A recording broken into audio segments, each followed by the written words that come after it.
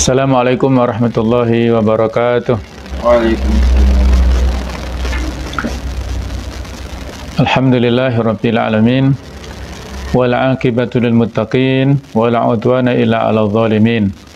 Asyhadu an la ilaha illallah wahdahu la syarika lah wa asyhadu anna Muhammadan 'abduhu wa rasuluh la nabiyya ba'dah. Allahumma shalli wa sallim ala sayyidina wa habibina wa maulana Muhammad wa ala alihi wa ashabihi wa ansarihi wa junudihi wa man sara ala nahjihi wa ta'abi ta'watihi ila yaumil qiyamah. Allahumma inna nas'aluka ilman nafi'a wa na'udzubika min ilmin la yanfa'. Rabbi shrah li sadri wa yassir li amri wa ahlul 'uqdatam min lisani yafqahu qawli, amma ba'du. Para pemirsa yang berbahagia, alhamdulillah kita bisa berjumpa kembali dalam acara kajian kitab online, yaitu dari kitab Al-Wajiz fi Idah Qawaid Al-Fiqh Al-Kulliyah. Sekarang kita sampai pada pembahasan kaidah kulliyah yang ketiga. Jadi kaidah fikih yang global, ya, urutan yang ketiga setelah kaidah pertama al-umur bimaqasidiha, bahwa segala perkara itu tergantung kepada tujuannya. Kemudian yang kaidah kuliah yang kedua adalah al-yaqin la yazulu bisyak, keyakinan tidak bisa hilang oleh keraguan-keraguan. Nah, sekarang ini kita sampai pada kaidah yang ketiga, yaitu al-masyaqqatu tajlibut taisir. Al-masyaqqah. Apa makna al-masyaqqah? Secara bahasa itu adalah at-ta'ab, kesusahan, kecapean. Di antaranya kata-kata ini digunakan di dalam Al-Qur'anul Karim, surat An-Nahl ayat yang ke-7. Potongannya adalah lam takunu balighihi illa bisyikil anfus. Jadi unta-unta itu di antara manfaatnya adalah mengangkut barang-barang pada satu tempat ke tempat yang lain, ke negeri yang lain, yang mana kalian tidak mampu untuk mengangkutnya, mengirimnya ke negeri tersebut, illa bisyikil anfus, kecuali dengan kesusah payahan. Wa taisir, sedangkan at-taisir dalam bahasa maknanya adalah as-suhulatu wal luyunah, kemudahan dan fleksibel, ya, lunak. Di antaranya penggunaannya adalah inna dina yusrun, sesungguhnya agama itu adalah mudah. Jadi makna secara bahasa kaidah ini adalah inna su'ubah wal 'ana'a tusbihu sababan litashil. Sesungguhnya kesulitan dan kepayahan dan kemudahan. Ini makna secara bahasa kaidah al-masyaqqatu tajlibut taisir. Kesusahan, kesulitan, sesuatu yang memberatkan itu menjadikan sebab datangnya kemudahan. Adapun makna secara syar'i, secara istilah kaidah ini, saya bacakan teksnya, kalau kesimpulannya ada di sini saya tuliskan, ya. Innal ahkam allati yansha'u an tadbiqiha harajun 'alal mukallaf wa masyaqqatun fi nafsihi aw malihi fasyari'atu tukhaffifuha bima yaqa'u tahta qudratil mukallaf duna usrin aw ihrajin. Sesungguhnya hukum-hukum yang muncul dari pelaksanaannya, dari prakteknya, sebuah kesulitan terhadap mukallaf, seorang yang terkena beban syariat, dan juga muncul dari sana rasa keberatan atau kesusahan tadi, baik itu pada dirinya atau pada hartanya, maka syariat Islam meringankannya dengan sesuatu yang menjadi atau yang sebatas kemampuan mukallaf tersebut, tanpa kesulitan dan tanpa sesuatu yang memberatkan. Inilah makna secara syar'i, ya. Yang kita tuliskan di sini adalah sesungguhnya hukum-hukum yang pada prakteknya menimbulkan kesulitan pada seorang mukallaf, baik pada dirinya atau hartanya, maka syariat meringankannya sampai pada batas kemampuannya. Inilah bukti kasih sayang Allah kepada manusia, khususnya kepada muslim, ya, bahwa syariat Islam ini memiliki ciri khas al-yusru wal murunah, yaitu memiliki ciri khas mudah dan fleksibel, ya, gampang. Oleh karena itu muncul kaidah ini yang sangat sesuai, sangat tepat dengan ciri khas ajaran Islam yang dibawa oleh Rasulullah SAW. Berikutnya adalah dalil-dalil kaidah yang sedang kita bahas. Ini banyak sekali dasarnya, banyak sekali dalilnya. Apakah itu dari Al-Quranul Karim ataukah dari hadis Rasulullah SAW. Di antara dalil yang bisa kita jadikan rujukan kaidah ini, surat Al-Baqarah ayat 185. Yuridullahu bikumul yusra wa la yuridu bikumul asr. Allah menginginkan kepada kalian kemudahan dan tidak menginginkan kepada kalian kesulitan. Ini cerita atau pembahasan tentang masalah puasa, bahwa puasa ini adalah kewajiban kepada orang-orang yang beriman, tetapi untuk orang-orang tertentu dalam keadaan sakit, dalam keadaan safar, bepergian, maka ada dispensasi untuk mengganti puasa pada hari yang lainnya. Insya Allah sebentar lagi kita akan masuk bulan Ramadan, maka perlu kita mengetahui fiqhus siyam, ilmu tentang masalah puasa. Salah satu persiapan yang harus dimiliki oleh seorang muslim adalah memiliki ilmu tentang masalah puasa itu, hukum-hukumnya bagaimana. Nah, di antara udzur seorang bisa meninggalkan puasa dan mengganti pada waktu yang lainnya adalah karena sakit ataupun karena bepergian. Kecuali kalau sakitnya itu tidak ada harapan sembuh, maka bisa diganti dengan fidyah. Jadi di ayat ini Allah menegaskan kepada kita bahwa yang diinginkan Allah kepada kita semuanya, kepada muslim, itu adalah al-yusru dan tidak diinginkan al-usr. Allah menginginkan kemudahan bagi kita. Allah menginginkan kita gampang melakukan syariat ini. Sehingga kalau ada kesulitan di dalam pelaksanaan ajaran Islam, syariat Islam, maka ada solusi yang bisa kita lakukan. Ada banyak kemudahan di sana. Tinggal kita mau melaksanakan atau tidak, ya.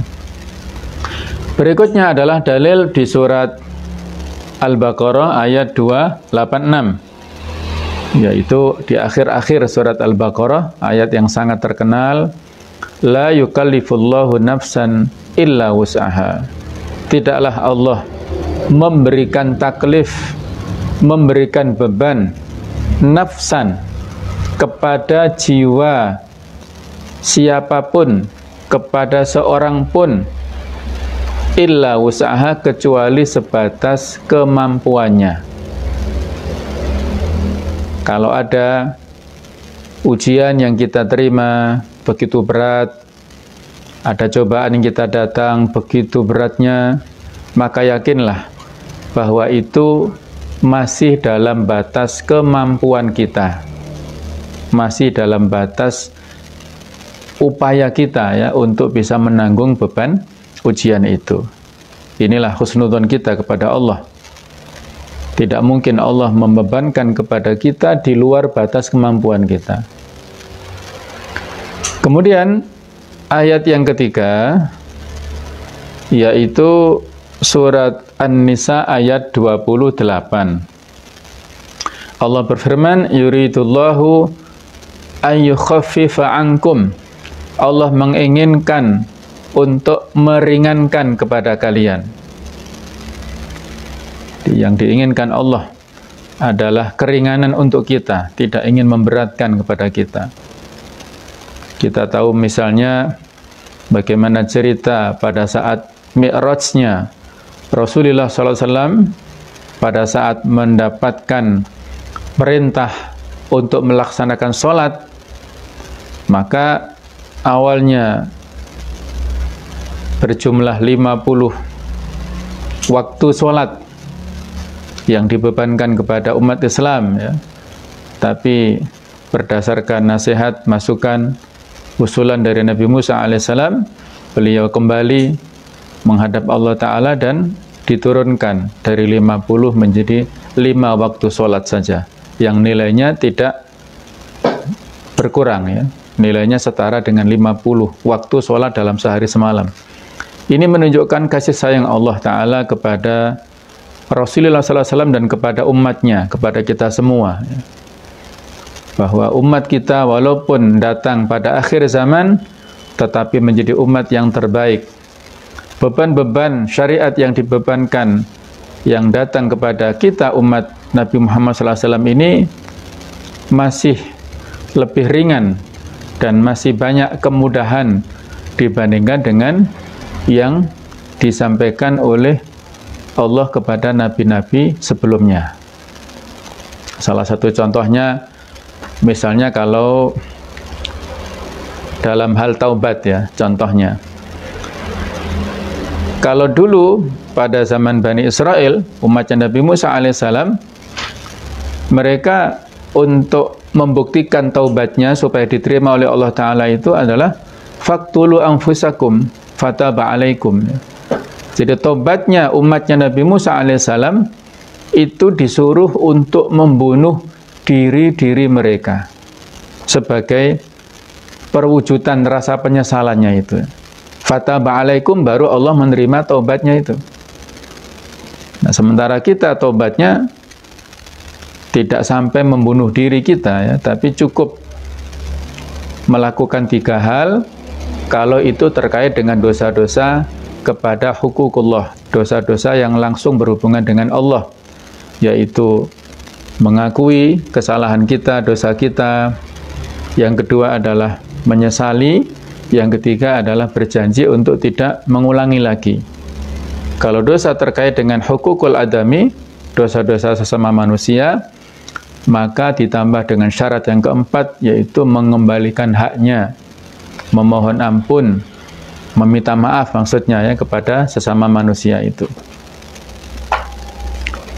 Kalau kita bandingkan ya antara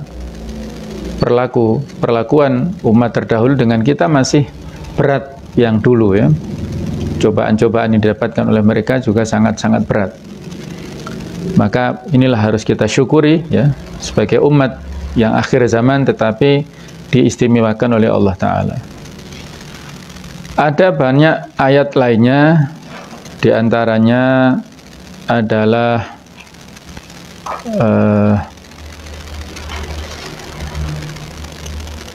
surat Al-Hajj ayat 78. Ini bisa ditambahkan ya. Wa ma ja'ala 'alaikum fid-dini min haraj. Allah tidak menjadikan pada kalian di dalam agama ini berupa kesulitan. Allah menginginkan kemudahan bagi kita semuanya. Baik, berikutnya pemirsa yang berbahagia, dalil-dalil dari hadis ini juga sangat banyak. Saya tuliskan satu saja. Sabda Rasulullah SAW yang diriwayatkan oleh Imam Ahmad di dalam musnadnya dari hadis Jabir bin Abdullah serta para ulama atau perawi yang lainnya, ya. Bu'ithu bil hanifiyati as-samha. Aku diutus dengan agama yang berdasar kepada al-hanifiyah. Apa makna al-hanifiyah menurut Ibnul Qayyim al-Jauziyah? Al-hanifiyah itu adalah at-tauhid. Al-hanif, ya, hanif itu muslim yang lurus, yang memiliki kecenderungan kepada tauhid, mengesahkan Allah, menjauhi kesyirikan. Jadi agama yang sesuai dengan fitrah manusia. As-samha itu dari kata-kata at-tasamuh, tolerance. Jadi tidak ada unsur kekerasannya, ya. As-samha. Jadi toleran, tidak keras, ya, tidak kaku, ya, tapi as-samha, yaitu toleran dan penuh dengan kemudahan. Bu'ithu bil hanifiyah as-samha.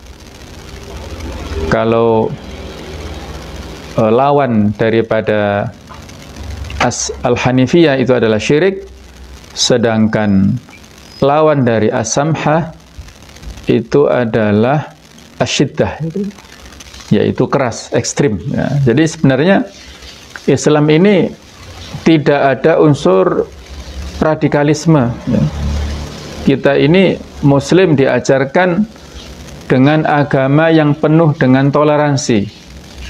Jadi kalau sekarang berkembang istilah radikalisme yang dialamatkan kepada muslim yang komitmen dengan ajaran agamanya, ini sesuatu yang tidak pada tempatnya, ya, yang tidak tepat. Karena Islam ini mengajarkan sikap yang moderat, al-wasatiyah, ya, yang tidak ekstrim, yang tidak berlebihan, tidak hulu dan juga tidak taksir, ya. Hulu itu berlebihan dalam melakukan, kalau taksir atau tafrid itu adalah meninggalkan sesuatu yang diharuskan, yang diwajibkan. Jadi Islam ini moderat. Ketika Rasulullah SAW ditanyakan oleh seseorang pada saat itu, Ayyul adyani ahabbu ilallahi, agama apa yang paling dicintai oleh Allah? Atau dalam cerita atau hadis yang lain, ya Rasulullah, apakah Anda memilih agama Yahudi atau Nasrani? Maka jawabannya adalah sama dengan di hadis ini, al-hanifiyah as-samha. Agama yang saya pilih adalah agama Islam yang lurus, yang berdasarkan tauhid, yang berdasarkan kepada toleransi. Baik, berikutnya hadis riwayat Bukhari Muslim dari Abu Hurairah dan yang lainnya. Innama bu'ithtum muyassirin walam tub'atsu mu'assirin. Kalian diutus itu untuk memberikan kemudahan dan tidak diutus memberikan kesulitan. Jadi ini adalah inti ajaran Islam, ya, memberikan kemudahan. Yassiru wala tu'assiru, berikanlah kemudahan dan janganlah diberikan kesulitan kepada umat kita. Kemudian juga riwayat At-Tabrani dari Ibnu Abbas, hadis yang marfu', innallaha syara'a ad-dina faja'alahu sahlan. Sesungguhnya Allah mensyariatkan agama ini dan menjadikannya itu sahlan, mudah, samhan, tolerans, wasi'an, luas, walam yaj'alhu dayyiqan, dan tidak menjadikannya sempit. Jadi agama ini memiliki ciri khas mudah, toleran, luas, ya. Jangan dipersempit.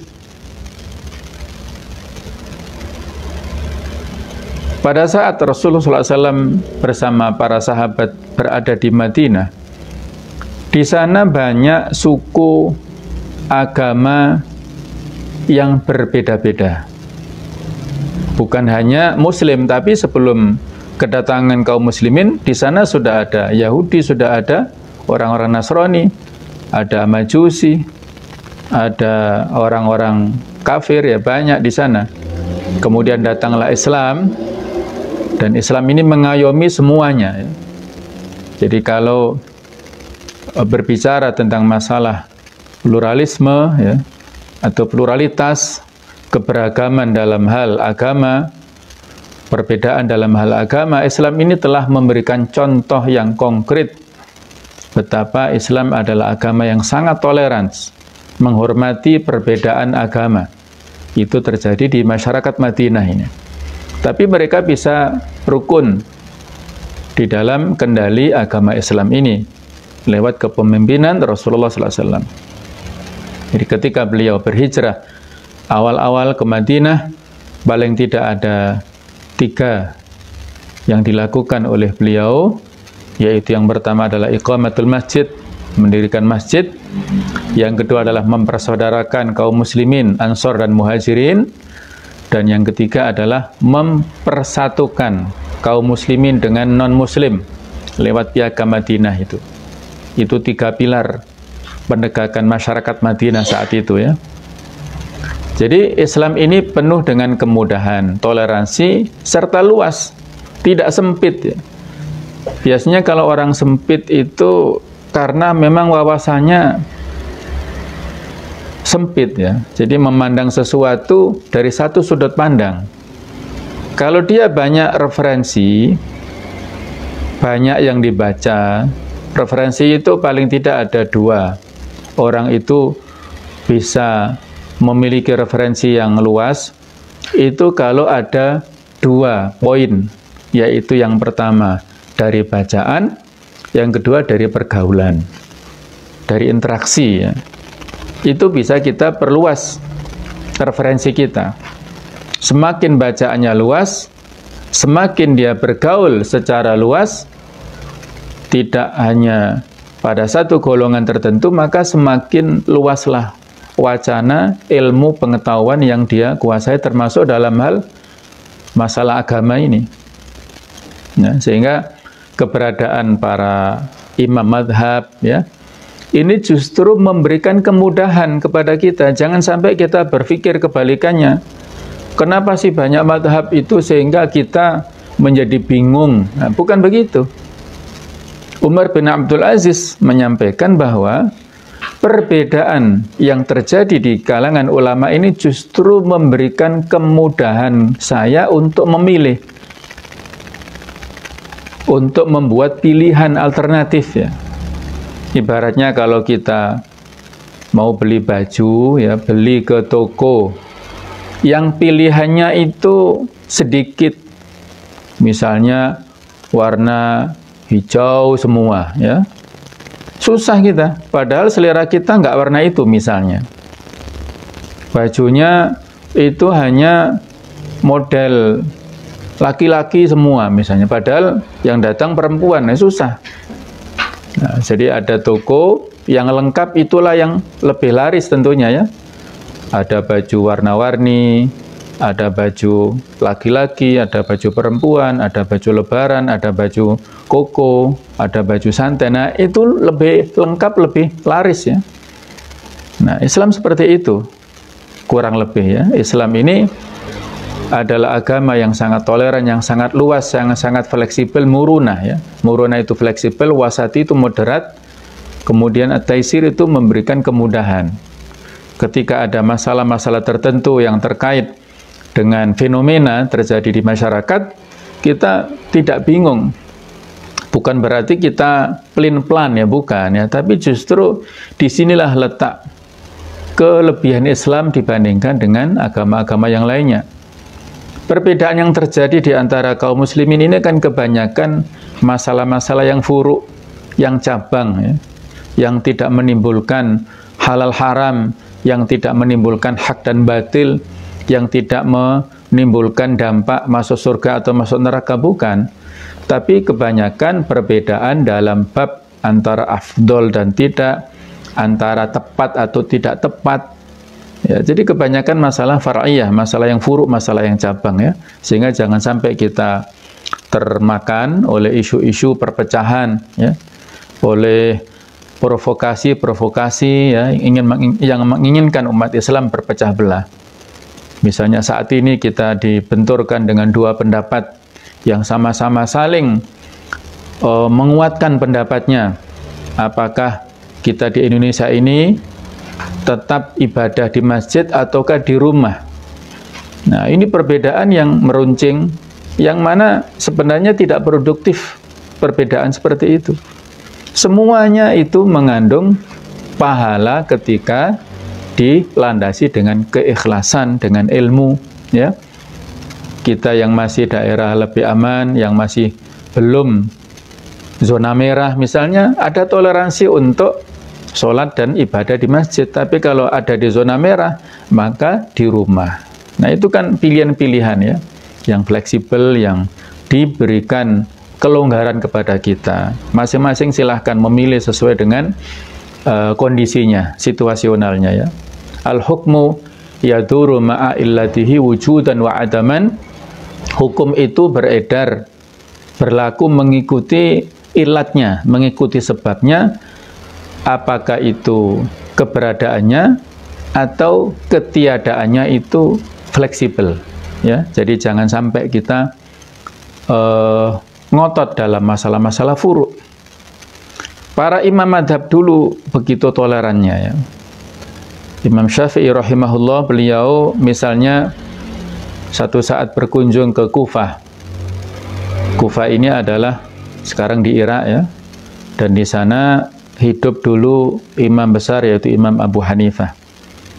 Antara kedua imam ini memang tidak pernah bertemu ya, karena Imam Abu Hanifah itu meninggal tahun 150 Hijriah, Imam Syafi'i lahirnya tahun 150 Hijriah.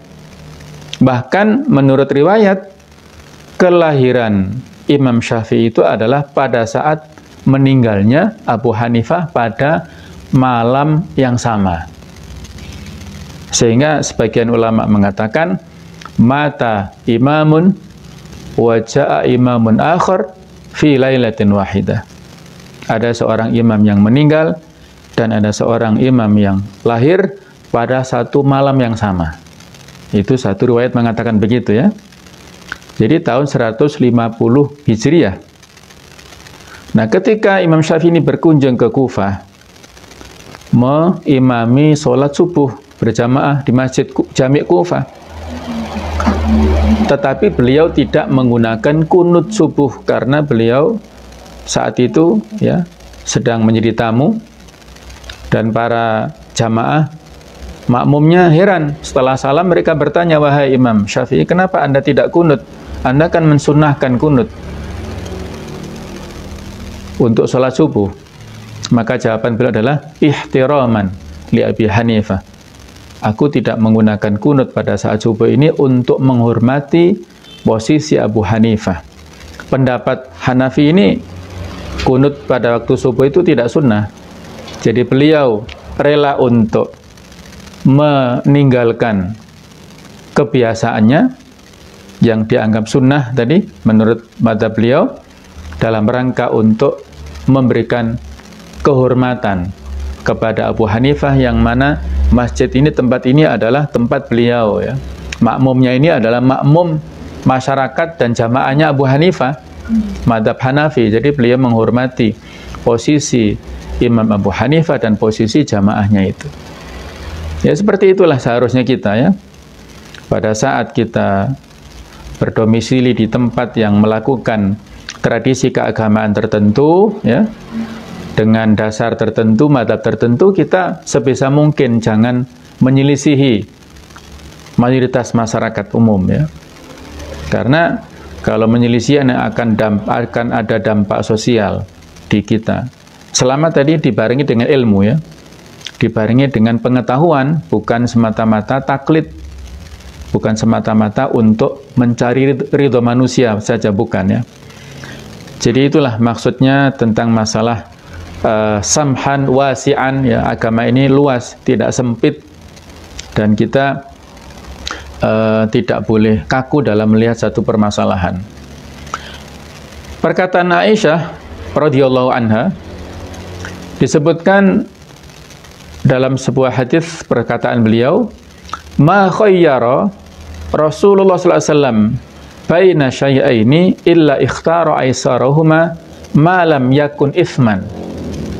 Tidaklah memilih Rasulullah sallallahu alaihi wasallam antara dua perkara, kecuali beliau memilih mana yang paling mudah di antara dua hal itu, ma lam yakun itsman, selama tidak dosa hukumnya ya. Selama tidak terlarang, maka dipilihlah yang sesuatu itu yang mudah itu ya. Kemudian dalam hadis yang lain, yaitu hadis riwayat Al-Hakim, Rasulullah SAW bersabda, innallaha ta'ala wada'a an ummati al-khata' wan nisyan wa mastukrihu alaihi. Sesungguhnya Allah Ta'ala wada'a an ummati, meletakkan pada umatku, ya umat Islam ini, tidak mencatat dosa, maksudnya al-khata' wan nisyan, suatu kekeliruan yang tidak disengaja, wan nisyan, dan karena lupa, wa mastukrihu alaihi, dan karena terpaksa. Ada paksaan-paksaan dari pihak tertentu sehingga dia terpaksa melakukan hal itu. Seperti dulu pernah terjadi pada zaman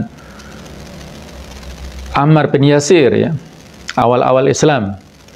Ketika ayah ibunya sudah mati syahid, Yasir meninggal dunia karena mempertahankan Islam ya, dibunuh oleh orang-orang kafir Quraisy.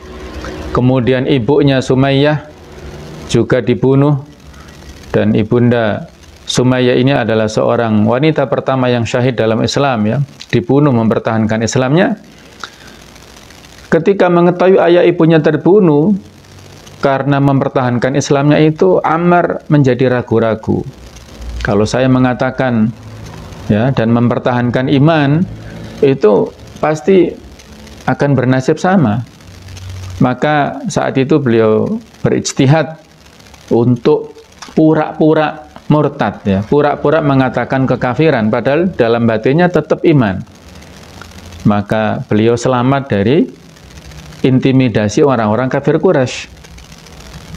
Maka ketika ketika Ammar bin Yasir ini mengadukan, melaporkan itu kepada Rasulullah SAW, beliau membiarkan, membolehkan, dan turunlah wahyu, illa man ukriha wa qalbuhu mutmainnun bil iman, kecuali orang yang dipaksa sementara hatinya itu tetap tenang, itmi'nan, dengan keimanan ya, tetap beriman dalam hatinya, secara zahir lisannya terpaksa mengatakan kekufuran, maka yang dianggap adalah hatinya ya, iman di dalam hatinya itu.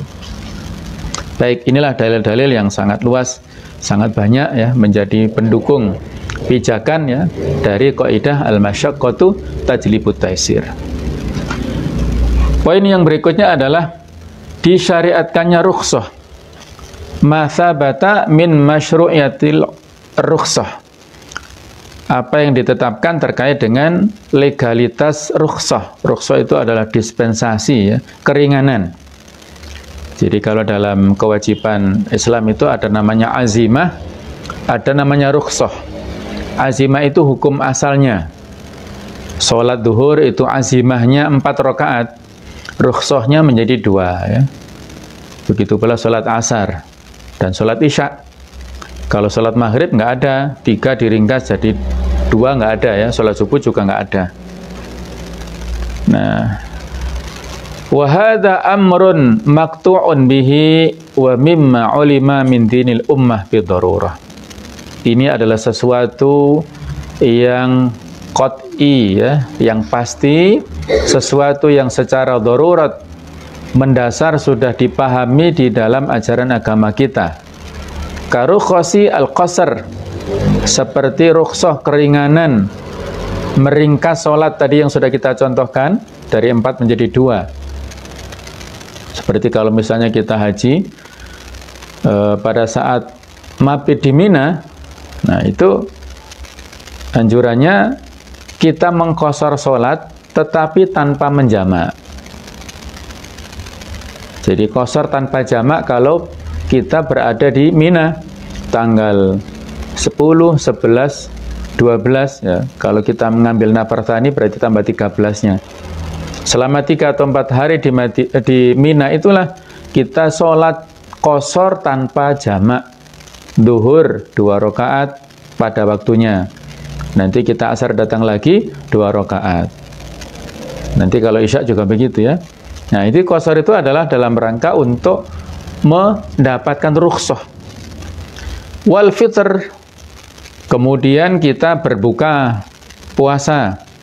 Tadi bagi orang yang sakit ataupun orang yang bepergian, maka ada dispensasi buka puasa. Wal jamak, menjamak. Nah, biasanya jamak qashar istilahnya.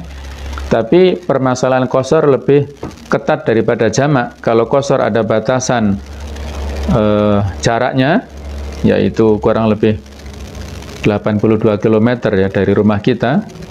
Kalau jamak ini relatif lebih longgar.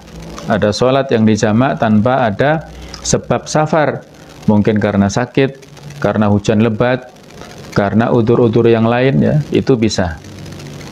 Watanawalu atau watanawulul muharramat fil ittirar, memakan makanan yang diharamkan pada saat terpaksa. Illa manitur ghairu bagin wala'atin fala itsma alaih ya. Kecuali orang yang terpaksa tanpa dia bagin melebihi batas, wala'atin dan melebihi kebutuhan sengaja ya, tidak sengaja. Fala itsma alaih, maka dia tidak ada dosa atasnya ya. Baik. Berikutnya tentang ijma ya. Al-ijma ala adami wuqu'it taklif bisyak minal a'mal. Konsensus. Jadi ijma kaum muslimin sepeninggal Rasulullah SAW dalam masalah agama, kesepakatan di antara kaum muslimin tentang tidak adanya pemberlakuan taklif, tidak berlakunya taklif beban syariat bisyaki minal a'mal, pada masalah-masalah yang sulit, masalah yang berat di dalam beramal, dari amal-amal kita ya, baik itu amal yang terkait dengan masalah ibadah ataupun muamalah. Wa huwa yadullu dilalatan qat'iyyah ala adami qasdi syari' al-hakim ilaihi, dan ini menunjukkan bukti yang kuat tentang tidak adanya maksud daripada pemberi syariat yang maha bijaksana ini.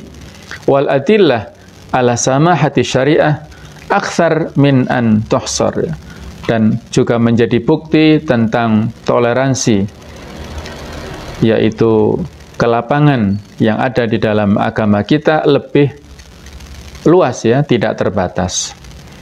Lianna ahkam syariah kullaha mabniyatun ala taisir wa masalihil ibad, karena hukum-hukum syariat ini berdasar kepada kemudahan dan kemaslahatan manusia.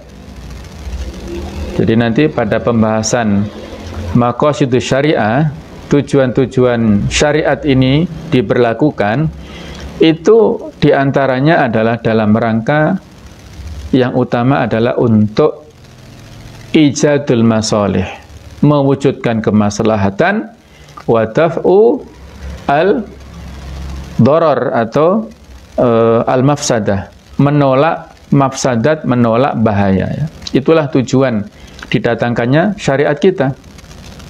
Sehingga kalau ada kewajiban-kewajiban agama, semuanya itu untuk kemaslahatan kita. Sholat misalnya ya, kita merasa barangkali sebagian ada yang merasa berat, ya, ada yang merasa capek dan sebagainya. Ini sesuatu yang tidak pada tempatnya ya, perasaan seperti itu. Karena sholat ini maslahatnya, manfaatnya kembali kepada kita sendiri. Inna sholata tanha anil fahsya wal munkar. Sholat itu bisa mencegah seseorang dari perbuatan keji dan mungkar. Jadi sholat itu kaitannya ibadah, mencegah perbuatan keji mungkar ini akhlak, muamalah. Ada kaitan antara ibadah. Ketika ibadah ini benar pelaksanaannya, maka dampaknya kepada muamalatnya, akhlaknya juga benar. Kalau ada yang tidak matching di sini, berarti ada kesalahan dalam pelaksanaan sholatnya. Puasa juga demikian. Itu akan berdampak kepada kebaikan jiwa kita, kebaikan akhlak kita. Dan begitu pula ibadah yang lainnya, haji ya. Faman faradha fihinnal hajja fala rafatha wala fusuqa wala jidala fil hajj. Barang siapa yang melaksanakan kewajiban haji, maka tidak boleh rafath, berkata cabul yang tidak senonoh, tidak boleh berbuat fasik dalam pelaksanaannya. Haji itu ibadah, kemudian menjauhi kalimat-kalimat kotor dan kefasikan itu kaitannya dengan akhlak. Nah, jadi ada dampaknya di situ ya. Oleh karena itulah jamaah sekalian, para pendengar yang berbahagia, para pemirsa yang berbahagia, ini yang harus kita sadari ya. Ruh ajaran Islam ini seperti ini. Ada kemudahan di sana, ada sesuatu yang fleksibel, ada keluasan, sehingga jangan sampai kita memposisikan segala sesuatunya dengan sulit ya. Tidak, ini kembali kepada semangat kita masing-masing. Maka kita mempelajari kaidah-kaidah seperti ini adalah supaya kita dudukkan persoalan pada tempatnya sehingga kita bisa berbuat dengan proporsional ya. Di antara contoh-contoh tentang masalah ini nanti banyak sekali contoh-contoh kaidah ini ya. Wa minal adillah ala riayati syar'i li masalihil ibad jawazu ta'ati al-uqud al-jaizah. Di antara dalil-dalil atau dasar-dasar tentang riayah, pemeliharaan agama ini kepada kemaslahatan manusia adalah dibolehkannya pelaksanaan akad transaksi yang dibolehkan ya, yang sebenarnya itu awalnya karena menimbulkan atau mungkin tidak bisa dilaksanakan secara sempurna ya. Ya misalnya contoh ya, dalam hal jual beli ya, itu kan ada syarat penjual, pembeli, kemudian ada barang, ada nilainya, harganya, dan ada sighot ya, ijab qabulnya itu kan. Nah, Islam dalam hal ini, dalam memposisikan transaksi ini kan tidak kaku ya. Ada sebagian model jual beli yang belum terpenuhi rukun-rukunnya secara sempurna, tetapi ini karena kebutuhan, maka itu diperbolehkan. Ya misalnya ada orang yang mau beli rumah, posisinya di Jakarta, ya, kemudian rumahnya di Malang. Ya penjualnya kan tidak mungkin ya membawa rumah dari Malang ke Jakarta, nggak mungkin kan? Maka cukup mengirimkan gambarnya, fotonya. Ini loh rumahnya, ukurannya, desainnya, spesifikasinya ini. Kemudian yang sana setuju, ya pembelinya setuju, maka itu boleh. Nah, jadi misalnya ada pembeli, saya ingin bangun rumah seperti ini, rumahnya belum ada, baru ada tanahnya. Tapi seorang ahli bangunan, ya arsitek, dia gambar dengan bagus, ahli bangunan itu sudah bisa merencanakan dengan baik, ini loh rumah yang akan seperti ini. Nah, pemesannya itu setuju. Nah, ini diperbolehkan ya untuk menghilangkan kesulitan. Wa minha masyru'iyatul wasiyah, diperbolehkannya wasiat indal mauti, pada saat kematian, liyatadarokal insanu ma farata minhu fi hali hayatihi, supaya manusia bisa paham apa yang nanti akan pada saat dia dalam keadaan masih hidup. Artinya dia bisa memastikan hartanya ketika sudah meninggal itu aman ya. Jadi wasiat ini syaratnya diberikannya setelah meninggal. Kalau diberikannya sekarang pada saat dia masih sehat, masih hidup, itu namanya hibah, hadiah ya. Dan wasiat ini ketika diberikan sesudah meninggal itu tidak boleh diberikan kepada ahli waris. Kalau diberikan pada saat masih sehat, masih hidup, boleh saja. Misalnya ada seorang yang punya 3 rumah, terus punya 3 anak. 3 anak jenis kelaminnya ada laki-laki, ada perempuan. Seharusnya kalau ilmu waris, perempuannya itu setengah daripada laki-laki yang 1. Kalau laki-laki utuh, perempuannya setengah. Nah, tapi karena diberikannya dalam bentuk hibah, itu diberikan semuanya sama ya. Secara nominal itu sama. Itu boleh. Ketika memang tujuannya bukan untuk menghindari beban syariat ya.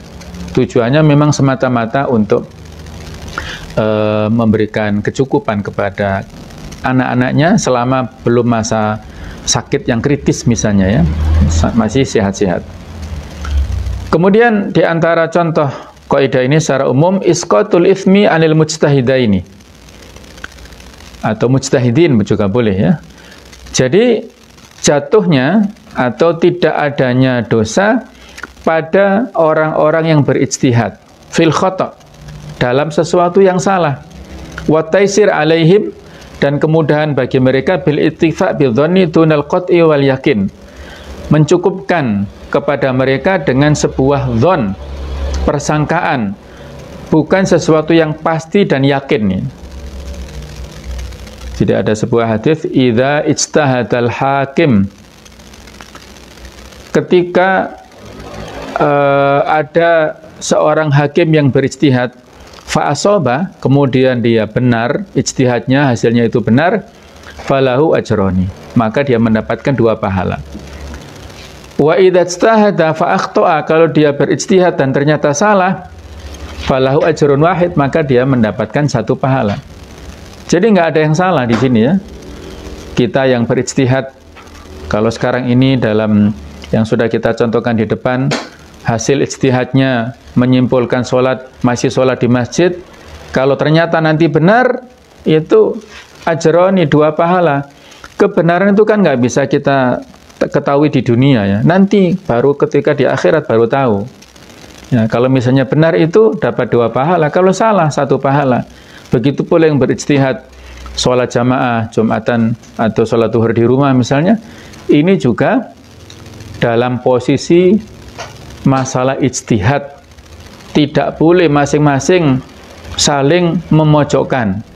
Misalnya ada perkataan, bagi yang menutup masjidnya memfatwakan sholat jamaah di rumah, maka takmirnya nanti menanggung dosa jamaah. Wah, nggak boleh seperti itu ya. Memangnya siapa yang berhak memberikan dosa itu? Nggak ada, kita tidak berhak mengklaim seperti itu ya. Dosa pahala itu nanti urusan di akhirat, urusan Allah Ta'ala nanti ya.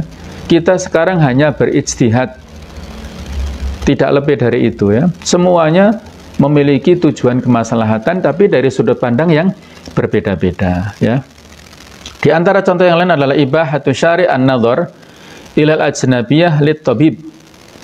Diperbolehkannya di dalam agama melihat kepada wanita lain bagi seorang dokter, wasyahid, dan orang yang menyaksikan, maksudnya saksi dalam sebuah perkara ya. Kalau dokter insya Allah sudah paham lah ya. Ketika ada seorang pasien wanita yang sakit, ya misalnya kalau dia sakit dalam bidang kandungan ya misalnya ya, atau periksa lah misalnya ya.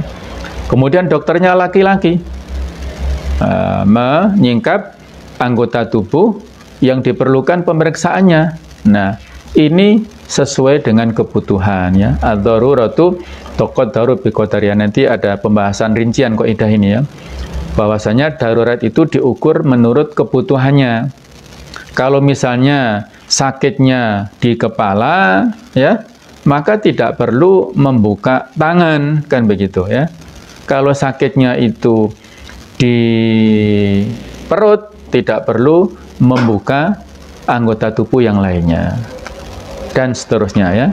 Ini adalah rukhsah. Asyahid, saksi tadi. Saksinya laki-laki bersaksi bahwasanya yang melakukan tindakan pidana adalah seorang perempuan. Mana perempuan itu? Didatangkan. Boleh melihat perempuan itu untuk mengecek apakah dia pelakunya ataukah bukan. Wa indal khidbah, juga pada saat proses lamaran, seorang pemuda datang ya, untuk melamar perempuan. Maka saat pemuda datang inilah boleh memastikan apakah memang betul perempuannya itu yang dikehendaki atau bukan, sesuai dengan yang diinginkan atau bukan. Itu boleh pemuda ini melihat. Biasanya yang dibolehkan wajah dan pergelangan tangannya ya, atau telapak tangannya. Wajah dalam rangka untuk memastikan sesuai dengan seleranya ya. Kalau telapak tangan biasanya untuk memastikan apakah perempuan ini subur ataukah tidak. Itu dari telapak tangannya. Allahu a'lam, ini dari sisi yang paham di dalam bidang medis ya, itu bisa membedakan mana yang perempuan subur dan mana yang tidak. Karena memang kita dianjurkan menikah dengan perempuan yang potensi punya anak. Tazawwaju al-walud al-wadud. Nikahlah kalian dengan perempuan-perempuan yang subur, yang punya anak banyak. Itu bisa diketahui dari keluarga besarnya, dari tingkat ilustrasi menstruasinya ya, maksudnya durasinya lancar atau tidak dan lain-lainnya. Al-wadud yang mencintai ya, yang sangat mencintai kepada suaminya. Kemudian wali sayyid, bagi seorang tuan ingin membeli budak perempuan ini dulu, pada zaman dulu ya, maka tuannya ini berhak untuk memeriksa budak yang akan dibeli itu. Juga jawazun nikah min ghairi nadhar lima fi ishtiratihi minal masyaqqah. Bolehnya menikah tanpa melihat, karena barangkali di dalam persyaratannya itu nanti menimbulkan kesulitan. Ya. Bahkan kalau proses nikah ini dilaksanakan dengan tanpa kehadiran langsung secara offline misalnya, itu bisa dengan online ya. Itu bisa karena kebutuhan. Misalnya si pemudanya masih mahasiswa di Kairo misalnya ya, dia belajar di luar negeri. Nah, kemudian si perempuannya di Indonesia, nah dinikahkan lewat online. Atau mungkin sama-sama, pemudanya mahasiswa Kairo, mahasiswinya juga Kairo, tapi walinya di sini, walinya di Indonesia.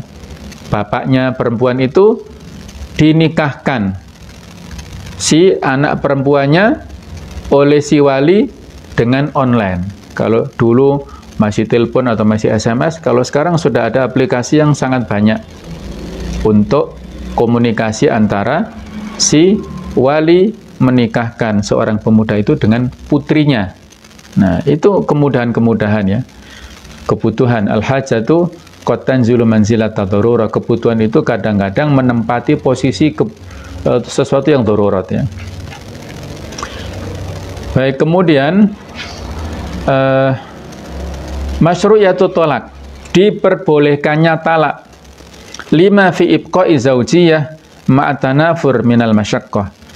Kalau masih dipertahankan pernikahan itu, maka akan berdampak kekerasan atau tidak cocok yang sudah maksimal usahanya, maka jalan terakhirnya adalah tolak. Abghadul halal indallahi at-tolak. Halal yang paling dibenci oleh Allah itu adalah at-tolak. Kemudian dibolehkannya khulu'. Nah, khulu' itu adalah gugatan cerai dari seorang istri ya. Itu juga dikarenakan darurat, karena masyaqqah tadi ya. Kemudian iddah juga demikian. disyariatkannya kafarat dalam masalah zihar yang sudah pernah kita singgung ya. Kemudian sumpah, ya, ada seseorang yang bersumpah ataupun berzihar, mengancam atau menyampaikan kepada istrinya untuk tidak menggaulinya, ternyata dia menyesal, maka dia boleh untuk kembali kepada istrinya itu, tapi harus membayar kafaratnya seperti di awal surat Al-Mujadilah itu. Dan masih banyak lagi contoh-contoh yang lain ya, yang ada dalam kehidupan kita. Jadi kaidah ini luas, ini kaidah secara global.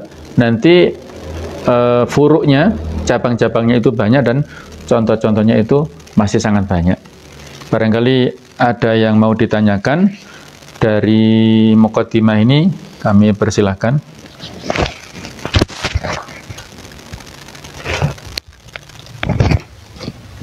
Syukran Ustaz untuk kesempatannya.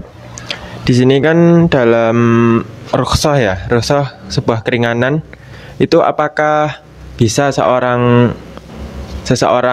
muslim atau muslimah itu melakukan rukhsah tapi dia itu tidak mengetahui dasarnya, Ustaz? Antara dia tidak mengetahui atau bisa jadi dia melihat seseorang yang melakukan hal tersebut, atau bisa disebut taklid ya Ustaz ya. Apakah di situ rukhsahnya itu sah atau tidak yang ibadah yang dia lakukan? Dicontohkan? Contohnya apa? Semisal zakat mal Ustaz, dia punya tanah luas, tapi kondisinya saat itu dia tidak memiliki uang, jadi tidak dapat menyalurkan zakat atau mengeluarkan zakat sesuai dengan harta yang ia miliki, misal seperti itu. Ada lagi yang lain?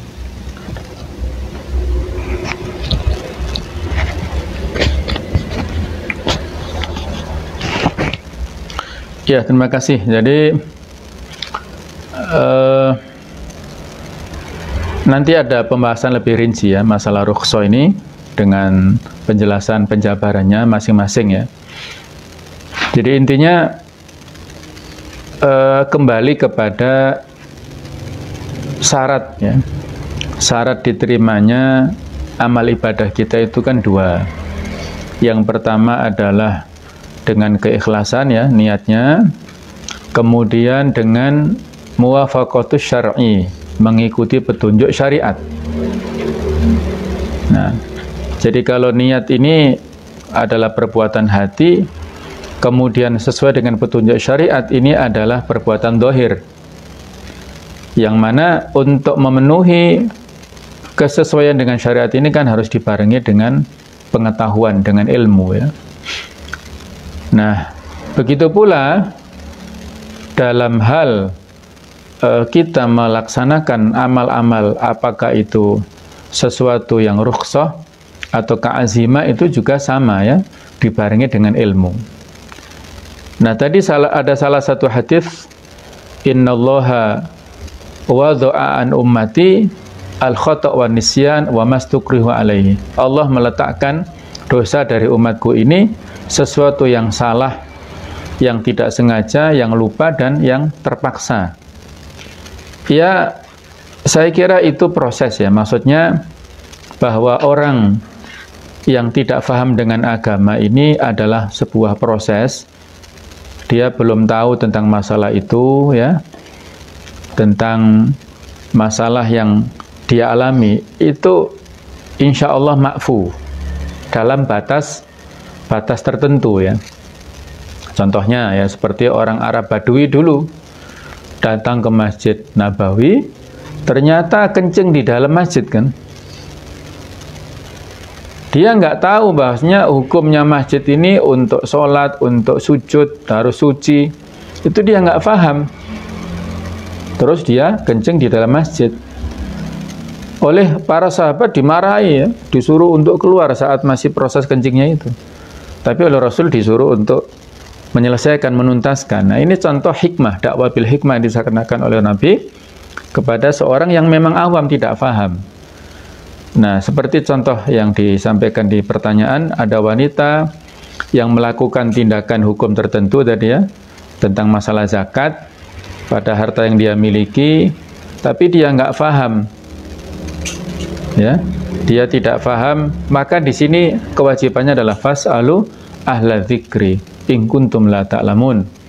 Bertanyalah kepada ulama kalau kalian tidak tahu tentang masalah hukum. Jadi sekarang kan banyak sekali sarana untuk mendapatkan informasi, terutama ilmu-ilmu agama ya.